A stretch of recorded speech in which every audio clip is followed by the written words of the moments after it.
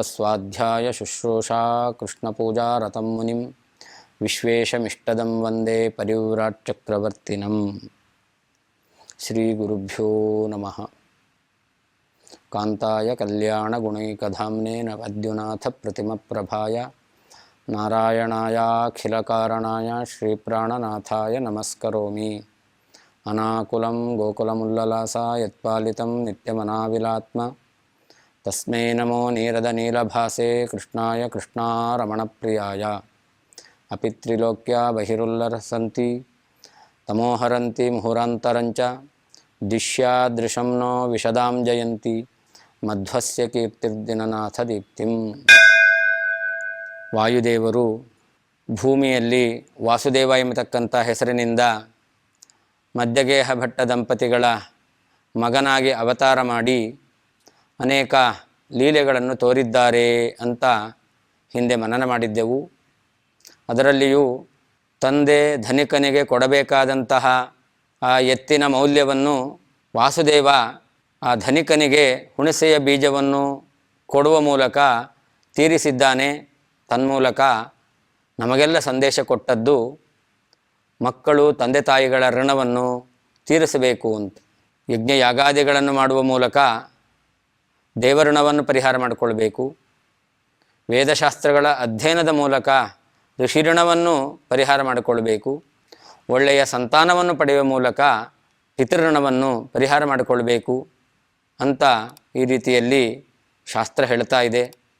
ಹಾಗೆ ಆ ಶಾಸ್ತ್ರದ ಮಾತನ್ನು ಯಥಾವತ್ತಾಗಿ ಅನುಷ್ಠಾನಕ್ಕೆ ತರಬೇಕು ಎಂಬುವ ಸಂದೇಶವನ್ನು ನೀಡುವ ದೃಷ್ಟಿಯಿಂದ ವಾಸುದೇವ ಆ ಪಿತೃಋಣವನ್ನು ಪರಿಹಾರ ಮಾಡಿಕೊಳ್ಳಲಿಕ್ಕೆ ಜನರು ಪ್ರಯತ್ನ ಪಡಬೇಕು ಅನ್ನೋದನ್ನು ಈ ಒಂದು ಲೀಲೆಯಿಂದ ತಿಳಿಸಿಕೊಟ್ಟಿದ್ದಾರೆ. ಹೀಗೆ ವಾಸುದೇವ ಅಸುದೇವನ ಅವತಾರ, ಅಸುದೇವನ ಅಂಶ. ಅದನ್ನು ನಾರಾಯಣ ಪಂಡಿತಾಚಾರ್ಯ ವರ್ಣನೆ ಮಾಡ್ತಾರೆ. ವಾಸುದೇವಮಿಹ ವಾಸುದೇವತಾ ಅಭಿನನಂದ ಚಂಜನಃ ವಾಸುದೇವಮಿತಿ ವಾಸುದೇವ ಸನ್ನಾಮಕಂ ವಿವಿಧ ಲೀಲಮರ್ಭಕಂ. ವಸುದೇವ ಭೂಮಿಯಲ್ಲಿ ವಾಸುದೇವ ಎಂಬತಕ್ಕಂಥ ಹೆಸರಿನಿಂದ ಅವತಾರ ಮಾಡಿ ವಿವಿಧ ಲೀಲಂ, ಅನೇಕ ವಿಧವಾಗಿರ್ತಕ್ಕಂತಹ ಲೀಲೆ ಅವರು ತೋರ್ತಾ ಇದ್ದಾರೆ.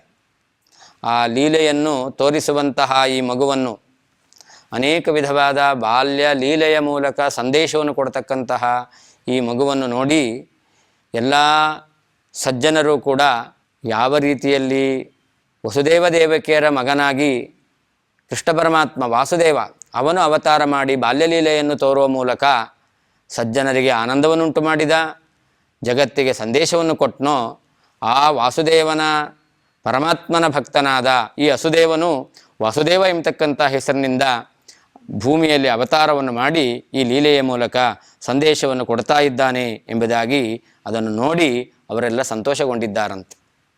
ಹೀಗೆ ವಾಸುದೇವ ಜಗತ್ತಿನಲ್ಲಿ ಅವ್ಯಕ್ತವಾಗಿ ಯಾರಿಗೂ ತಿಳಿಯದ ಹಾಗೆ ಅವರು ಬೆಳೀತಾ ಇದ್ದಾರೆ. ಅದನ್ನು ನಾರಾಯಣ ಪಂಡಿತಾಚಾರ್ಯರು ಬಹಳ ಸುಂದರವಾಗಿ ಒಂದು ಉದಾಹರಣೆಯನ್ನು ಕೊಟ್ಟು ಅದನ್ನು ನಿರೂಪಣೆ ಮಾಡುತ್ತಾರೆ.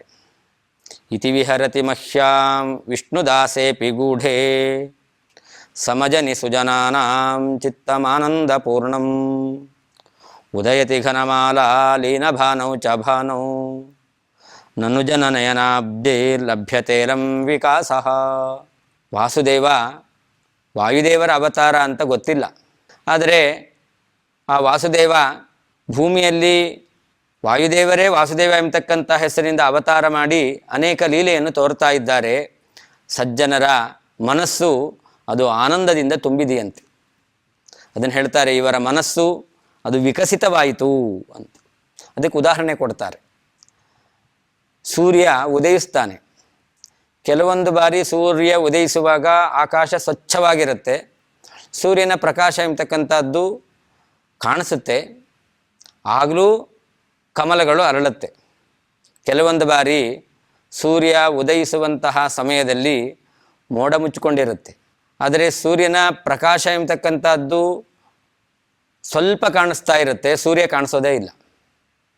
ಸೂರ್ಯ ಕಾಣಲಿಲ್ಲ ಅಂದ ಮಾತ್ರಕ್ಕೆ ಏನು ಕಮಲ ಅರಳುತ್ತಾ ಇತ್ತು ಅದು ಅರಳೋದಿಲ್ಲ ಅಂತಿಲ್ಲ. ಸೂರ್ಯ ಕಾಣದೇನೆ ಉದಯಿಸಿದರೂ ಕೂಡ ಕಮಲಗಳು ಅರಳಿಯೇ ಅರಳುತ್ತೆ. ಹಾಗೆ ಈ ವಾಸುದೇವ ಅವನು ವಸುದೇವನ ಅವತಾರ ಎಂಬುದಾಗಿ ತಿಳಿಯಲಿಲ್ಲ, ಜನರಿಗೆ ಗೊತ್ತಿಲ್ಲ.